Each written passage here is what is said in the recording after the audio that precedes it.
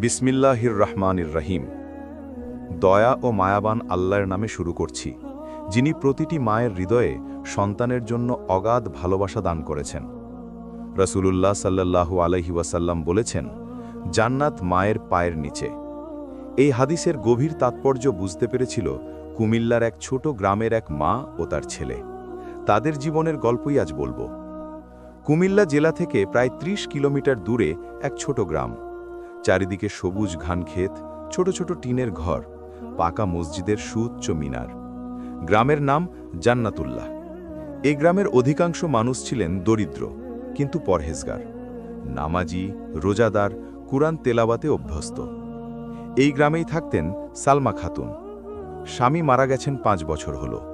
হঠাৎ করেই এক সড়ক দুর্ঘটনায় চলে যান সংসারের একমাত্র উপার্জনক্ষম ব্যক্তি আব্দুল করিম। মৃত্যুর আগে তিনি স্ত্রীকে ডেকে বলেছিলেন, সালমা, আমার একটাই ছিল না, রাইয়ান। ওকে মানুষ করো, ওকে দিনদার করে গড়ে তোলো। দুনিয়ার মোহে পড়ো না। আমার ছেলে হাফেজ হবে, আলেম হবে, মানুষের কল্যাণে কাজ করবে। আমার এই ওসিয়ত মনে রাখবে। সালমা কেঁদেছিলেন সে রাতে, কিন্তু স্বামীর ওসিয়ত পালনের শপথ নিয়েছিলেন। তিনি জানতেন একা একজন মায়ের পক্ষে ছেলেকে মানুষ করা কঠিন, কিন্তু আল্লাহর উপর ভরসা রেখেছিলেন। ভোরের আধারে উঠে তাহাজ্জুদ নামাজ পড়তেন, দোয়া করতেন, ইয়া আল্লাহ, আমার রাইয়ানকে তুমি নেককার বানাও, ওকে দিনের খাদেম বানাও। রাইয়ানের বয়স তখন ৭ বছর। মক্তবে যায় প্রতিদিন, হুজুরের কাছে আরবি শেঠে।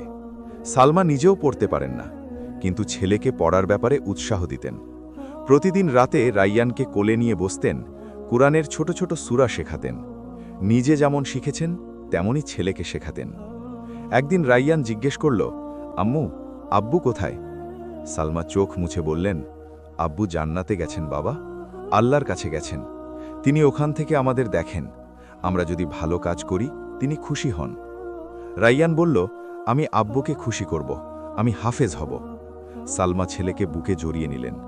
সেদিন রাতে তার চোখে ঘুম ছিল না। আল্লাহর কাছে কেঁদে কেঁদে দোয়া করলেন, ইয়া আল্লাহ, আমার ছেলের এই নিয়ত কবুল করো, ওকে হাফেজ বানাও। সংসারে অভাব ছিল নিত্যসঙ্গী। সালমা পাড়ার ৫-৬টি বাড়িতে কাজ করতেন। ভোরে উঠে গরু দোয়ানো, ঘর পরিষ্কার, বাসন মাজা, রান্নাবান্না, শেষে রাতে বাড়ি ফিরতেন ক্লান্ত শরীরে। কিন্তু কখনো নামাজ কাজা করেননি, কখনো রোজা ভাঙেননি। স্বামীর ওসিয়তের টানাপোড়নে তিনি দমে যাননি। প্রতিবেশীরা বলতো, সালমা, দ্বিতীয় বিয়ে করো না, ছেলেটাকে নিয়ে এত কষ্ট করছো কেন? সালমা জবাব দিতেন, বিয়ে করে আমি আমার রাইয়ানের ভবিষ্যৎ নষ্ট করতে চাই না। আমার স্বামী আমাকে ওসিয়ত করে গেছেন, আমি আল্লাহর কাছে ওয়াদা করেছি, আল্লাহই আমার রিজিকের মালিক, তিনি আমার ছেলের হেফাজত করবেন। একদিন রাইয়ান মক্তব থেকে ফিরে বলল, আম্মু, হুজুর বলেছেন আমি খুব ভালো কুরআন পড়ি, তিনি আমাকে হিফজ করার কথা বলেছেন, কিন্তু হিফজে ভর্তি হতে টাকা লাগবে। সালমা থমকে গেলেন। টাকা? কোথায় পাবেন টাকা? হাতে তো সেদিনের খরচের টাকাও নেই। সে রাতে তিনি অনেক কেঁদেছেন, কিন্তু কান্না শেষে উঠে উজু করলেন, 2 রাকাত নামাজ পড়লেন, সিজদায় গিয়ে কাঁদলেন, ইয়া রাব্বি, তুমি তো সবকিছুর মালিক, তুমি আমার রাইয়ানের জন্য পথ খুলে দাও, ওর নিয়ত কবুল করো। পরের দিন সকালে অদ্ভুত ঘটনা ঘটল। গ্রামের বড় জমিদার মরহুম হাজি আব্বাস আলীর ছেলে শাহাবুদ্দিন সাহেব সালমার বাড়িতে এলেন। বললেন, সালমা আপা, আমি জানতে পারলাম আপনার ছেলে হাফেজ হতে চায়। আমার আব্বা একটি ওয়াকফ সম্পত্তি রেখে গেছেন হাফেজ ছাত্রদের জন্য। আমি চাই আপনার ছেলে সেখানে ভর্তি হোক, সব খরচ আমি বহন করব। সালমা স্তম্ভিত, তিনি কেঁদে ফেললেন। শাহাবুদ্দিন সাহেব বললেন, আপা, আল্লাহর রহমতে এই সুযোগ এসেছে, আপনি ছেলের জন্য চিন্তা করবেন না, আমার আব্বার আত্মার মাগফেরাতের দোয়া করবেন। সালমা বুঝতে পারলেন তার সিজদার কান্না আল্লাহ কবুল করেছেন। রাইয়ান ভর্তি হল হিফজ মাদ্রাসায়। বয়স তখন তার 9 বছর। মাদ্রাসার নিয়ম কঠোর, সকাল থেকে রাত পর্যন্ত পড়াশোনা। কিন্তু রাইয়ান অভ্যস্ত হয়ে গেল। তার লক্ষ্য একটাই, হাফেজ হবে, আব্বুকে খুশি করবে, আম্মুর চোখের পানি মুছবে। প্রতি শুক্রবার ছুটি পেলে রাইয়ান বাড়ি আসত। সালমা আগে থেকেই অপেক্ষা করতেন। ছেলেকে দেখলেই বুক জড়িয়ে ধরতেন। তারপর জিজ্ঞেস করতেন, কেমন আছিস বাবা, পড়াশোনা কেমন হচ্ছে? রাইয়ান বলতো, আলহামদুলিল্লাহ, ভালো আছি আম্মু, হুজুর বলেছেন আমি খুব দ্রুত মুখস্থ করি, মনে হচ্ছে আরও 1 বছরের মধ্যে হাফেজ হয়ে যাব। সালমা আনন্দে আত্মহারা, কিন্তু মনের কোণে একটু চিন্তাও আছে। ছেলের জন্য অনেক দোয়া করেন। বিশেষ করে জুমার দিন শেষ রাতে তাহাজ্জুদে সিজদায় লুটিয়ে পড়ে কাঁদতেন, ইয়া আল্লাহ, আমার রাইয়ানকে হিফজের পর আলেম বানাও, ওকে দিনের সেবক বানাও, ওর দ্বারা উম্মাতে মুহাম্মাদির খেদমত নাও। রাইয়ান 10ম শ্রেণীতে পড়ে। হিফজ শেষ হয়েছে, এখন নাজেরা ও কিতাব পড়ছে। কিন্তু হঠাৎ করেই তার বড় পরীক্ষা এলো। সালমা অসুস্থ হয়ে পড়লেন, প্রচণ্ড জ্বর, শ্বাসকষ্ট। ডাক্তার বললেন এটা টিবি, দীর্ঘমেয়াদী চিকিৎসা লাগবে, অনেক খরচ হবে। রাইয়ান শুনে পাথর হয়ে গেল। মাদ্রাসা থেকে ছুটি নিয়ে বাড়ি এলো। মায়ের পাশে বসে কাঁদতে লাগল। সালমা হাত বাড়িয়ে ছেলের মাথায় হাত বুলিয়ে বললেন, কান্না করছিস কেন বাবা? এটা আল্লাহর পক্ষ থেকে পরীক্ষা। আমরা কি ভেবেছিলাম জীবন এত সহজ হবে? তুই জানিস আল্লাহ যাকে ভালোবাসেন তাকে পরীক্ষা করেন। রায়ান বলল, আম্মু, আমি মাদ্রাসায় ছেড়ে দেব, কাজ করব, তোমার চিকিৎসা করাবো। সালমা কঠিন কণ্ঠে বললেন, কক্ষনো না। তুই যদি আমার কথা শুনিস তাহলে মাদ্রাসায় ফিরে যা, পড়াশোনা কর। আমার চিন্তা করবি না, আল্লাহর রহমানুর রহিম, তিনি আমার খেয়াল রাখবেন। রায়ান রাজি হল না। সে গ্রামে কিছু কাজ জুটালো, দিনে টিউশনি করে, রাতে পড়ে, কিন্তু পড়াশোনায় মন বসে না। মায়ের অসুখ, টাকার অভাব, সব মিলিয়ে সে দিশেহারা। একদিন রাতে বাবা আব্দুল করিমের কবর জিয়ারত করতে গেল। কবরের পাশে বসে কাঁদতে লাগল। বলল, আব্বু, আমি কি করব? আম্মু অসুস্থ, টাকা নেই, আমি পড়াশোনা চালিয়ে যেতে পারছি না, আপনি দোয়া করুন আব্বু। সে রাতে ঘুমানোর আগে সালমা রাইয়ানকে ডেকে বললেন, বাবা, আজ রাতে এক কাজ কর, 2 রাকাত নামাজ পড়, তারপর সিজদায় গিয়ে আল্লাহর কাছে কান্না কর, যা চাওয়ার চেয়ে যা, দেখবি আল্লাহ খালি হাতে ফেরাবেন না। রাইয়ান তাই করল। সে রাতে অনেক কেঁদেছে, বলেছে, ইয়া আল্লাহ, তুমি সবকিছুর মালিক, তুমি আমার আম্মুকে সুস্থ করো, তুমি আমাকে দিনের খাদেম বানাও, আমার আব্বুর ওসিয়ত পূর্ণ করো। পরের দিন সকালে অদ্ভুত ঘটনা ঘটল। গ্রামের ইমাম সাহেব রাইয়ানের বাড়িতে এলেন, সঙ্গে গ্রামের কয়েকজন প্রবীণ। ইমাম সাহেব বললেন, রাইয়ান, আমরা জানতে পেরেছি তোমার মা অসুস্থ। আমরা গ্রামবাসী মিলে সিদ্ধান্ত নিয়েছি তোমার মায়ের চিকিৎসার সব খরচ আমরা বহন করব। তুমি নিশ্চিন্তে মাদ্রাসায় ফিরে যাও, পড়াশোনা চালিয়ে যাও। রাইয়ান অবাক। ইমাম সাহেব বললেন, আল্লাহর রহমত দেখছ না? তুমি সিজদায় কেঁদেছিলে, আল্লাহ সেই কান্না কবুল করেছেন। আমরা তো শুধু মাধ্যম, আল্লাহই তো দাতা। সালমা শয্যা থেকে উঠে বসতে চাইলেন, কৃতজ্ঞতায় কেঁদে ফেললেন। বললেন, আল্লাহ তোমাদের উত্তম প্রতিদান দিন। আমার রাইয়ানের জন্য তোমরা যা করছো, আল্লাহ তোমাদের ভুলবেন না। রাইয়ান ফিরে গেল মাদ্রাসায়, নতুন উদ্যমে পড়াশোনা শুরু করল। কিছুদিন পর সালমা সুস্থ হয়ে উঠলেন, আবারও কাজে যোগ দিলেন, কিন্তু এবার কম কাজ করেন। গ্রামের মানুষ তাকে সাহায্য করে। রাইয়ান এখন মাদ্রাসার শ্রেষ্ঠ ছাত্র। হিফজ শেষ, এখন কিতাব পড়ছে। ফিক, হাদিস, তাফসির সব বিষয়ে সে পারদর্শী। শিক্ষকরা তার প্রশংসা করে। একদিন প্রধান শিক্ষক তাকে ডেকে বললেন, রাইয়ান, তুমি কি জানো আমাদের মাদ্রাসা থেকে প্রতি বছর কয়েকজন ছাত্র মদিনা ইসলামী বিশ্ববিদ্যালয়ে পড়ার সুযোগ পায়? তুমি যদি চাও তোমার জন্য আমি আবেদন করে দিতে পারি। রাইয়ানের চোখে জল চলে এলো। মদিনা, রাসূলুল্লাহ সাল্লাল্লাহু আলাইহি ওয়াসাল্লামের শহর, সে কি সত্যিই সেখানে যেতে পারবে? সে বলল, হুজুর, আমি তো খুব গরিব, সেখানে যাওয়ার টাকা কোথায়? হুজুর হাসলেন, টাকার চিন্তা করো না, বিশ্ববিদ্যালয় বৃত্তি দেয়, তোমাকে শুধু পরীক্ষায় ভালো করতে হবে আর তোমার আম্মুর দোয়া নিতে হবে। রাইয়ান বাড়ি ফিরে মাকে বলল।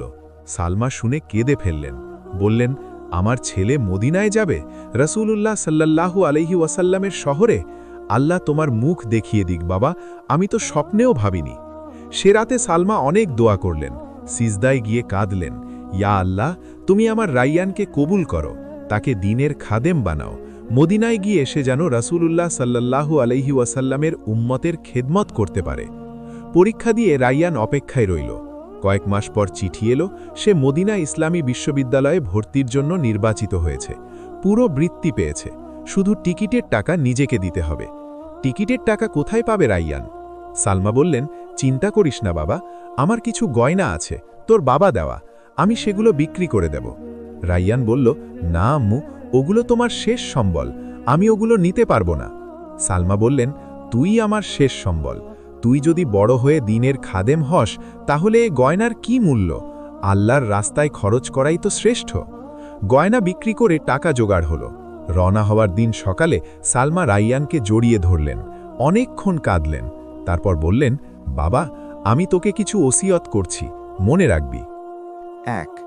5 ওয়াক্ত নামাজ কখনো কাজা করবি না। 2. রাসূলুল্লাহ সাল্লাল্লাহু আলাইহি ওয়াসাল্লামের সুন্নতের উপর আমল করবি। 3. মাকে নিয়মিত ফোন করবি, আমার দোয়া তোকে নিয়ে যাবে। 4. যেন তেন পয়সার জন্য দিন বিক্রি করবি না। 5. সবসময় আল্লাহর ওপর ভরসা রাখবি। রায়ান মায়ের পা ধরে সালাম করল, কাঁদতে কাঁদতে বলল, আম্মু, তুমি আমার জন্য দোয়া করবে? সালমা ছেলের মাথায় হাত রাখলেন, কোরআনের আয়াত পড়ে দম করলেন, বললেন, যা বাবা, আল্লাহ তোর সহায় হোক। রাসূলুল্লাহ সাল্লাল্লাহু আলাইহি ওয়াসাল্লামের রওজায় পৌঁছে আমার সালাম পেশ করিস, আর মনে রাখিস, যেখানেই থাকিস না কেন আমার দোয়া তোর পিছু পিছু যাবে। প্রতিদিন ফজরের পর, আসরের পর, তাহাজ্জুদে তোর জন্য দোয়া করব। মদিনা পৌঁছে রায়ান প্রথম কাজ করল মসজিদে নববীতে গিয়ে রাসূলুল্লাহকে সালাম পেশ করা। মায়ের পক্ষ থেকেও সালাম পেশ করল, তারপর দোয়া করল, ইয়া আল্লাহ, আমার আম্মুকে সুস্থ রেখো, তুমি তাকে জান্নাতুল ফেরদাউস দান করো, তার দোয়া কবুল করো। মদিনায় পড়াশোনা শুরু হলো, নতুন পরিবেশ, নতুন ভাষা, নতুন মানুষ। শুরুতে একটু কষ্ট হলো, কিন্তু যখনই মন খারাপ হতো মায়ের কথা মনে পড়ত, মায়ের দোয়ার কথা মনে পড়ত। প্রতি শুক্রবার ফোন করত। মা বলতেন, কেমন আছিস বাবা, ঠিকমতো খাচ্ছিস, নামাজ পড়ছিস? রায়ান বলতো, আলহামদুলিল্লাহ, ভালো আছি আম্মু, তুমি কেমন আছো? মা বলতেন, আমি তো তোর জন্য বেঁচে আছি, তুই ভালো থাকলেই আমার ভালো থাকা, তোর জন্য প্রতিদিন দোয়া করি। তুই জানিস, মায়ের দোয়ার চেয়ে বড় শক্তি আর কিছু নেই। 5 বছর পর রায়ান মদিনা ইসলামী বিশ্ববিদ্যালয় থেকে প্রথম শ্রেণীতে প্রথম হয়ে স্নাতক সম্পন্ন করল। তার থিসিস ছিল মায়ের দোয়ার প্রভাব ও তার ফলাফল কোরআন ও সুন্নাহর আলোকে। শিক্ষকরা মুগ্ধ। বিশ্ববিদ্যালয় তাকে পিএইচডি করার জন্য ফেলোশিপ দিল। এদিকে গ্রামে সালমা খবর পেয়ে আনন্দে আত্মহারা। পুরো গ্রামে খবর ছড়িয়ে গেল, সালমার ছেলে মদিনায় প্রথম হয়েছে। ইমাম সাহেব এসে বললেন, সালমা আপা, আপনার ছেলে তো আমাদের গ্রামের গর্ব, আপনার দোয়ার ফল পেয়েছেন। সালমা বললেন, আল্লাহর রহমত ইমাম সাহেব, আমার কোনো ক্ষমতা নেই, আল্লাহই সব করেছেন।